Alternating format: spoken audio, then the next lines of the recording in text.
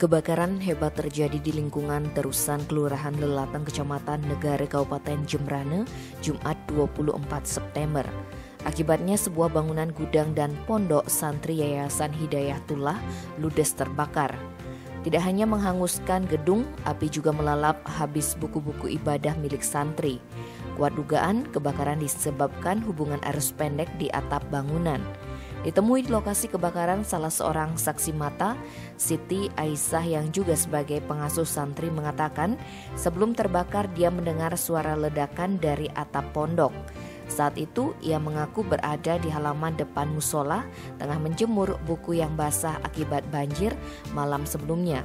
Kejadian itu menurut Siti berlangsung sangat cepat. Saat itu kondisi pondok juga sepi karena anak-anak tengah beribadah sholat Jumat. Meski ia sempat meminta tolong tetangga sekitar pondok, namun bangunan 2 lantai yang dipergunakan sebagai tempat tidur untuk santri dan juga gudang persediaan sembako itu terbakar habis.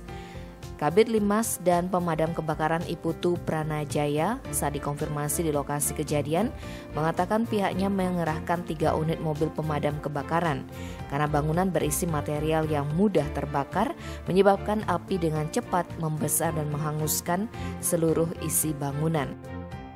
Tim Bali Express melaporkan.